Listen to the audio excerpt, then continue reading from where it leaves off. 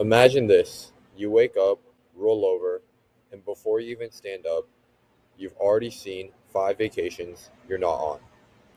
The three people who look happier than you, and a flood of notifications waiting for your attention. That's how millions of young people start their day, and many of us don't even question it. Today, I want to talk about how reducing screen time, not eliminating it, just reducing it, can profoundly improve our mental health, attention, and real life relationships. My goal isn't to convince you that technology is evil. My goal is to help you recognize how much your life is being shaped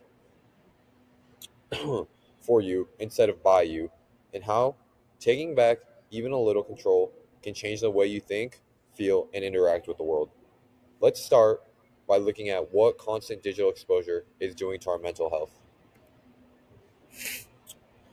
According to Columbia University Psychiatry, in 2023, young adults now spend over 7 hours a day on screens. They explain that this level of use is strongly linked to increased stress, anxiety, and emotional fatigue because our brains aren't built to process nonstop stimulation. In the new in the National Library of Medicine in 2022, a clinical review reported that high screen time is associated with high rates of depression and loneliness, especially among people under 25.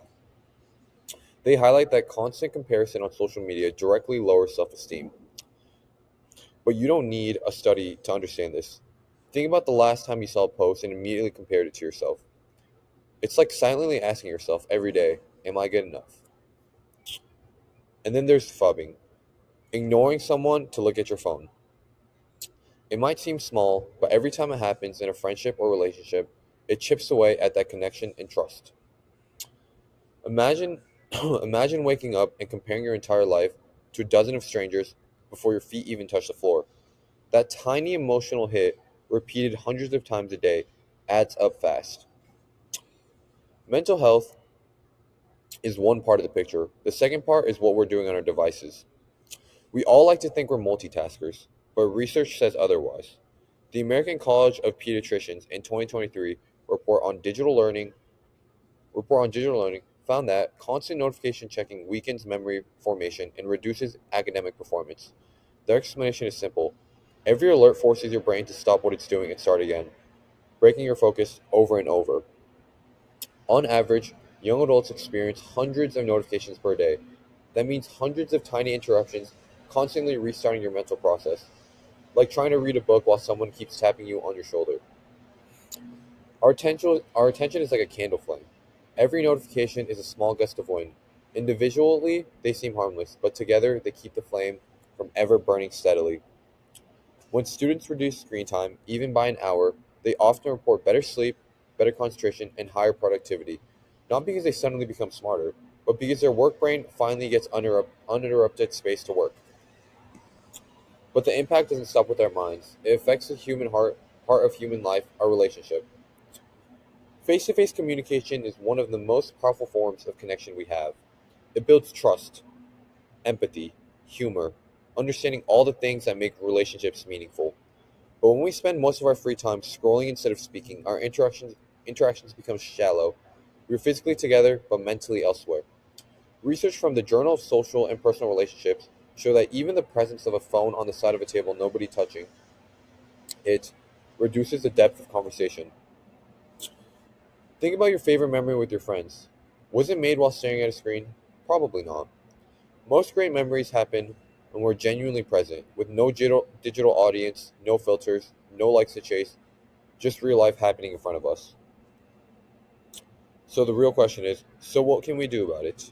The solution doesn't require deleting every app. It starts with a small manageable choice. And if you ever think about it, sometimes we have to start realizing real life interactions matter more than ever. Face to face communications build deeper emotional connections than online messaging could ever bring you. Excessive scrolling reduces empathy.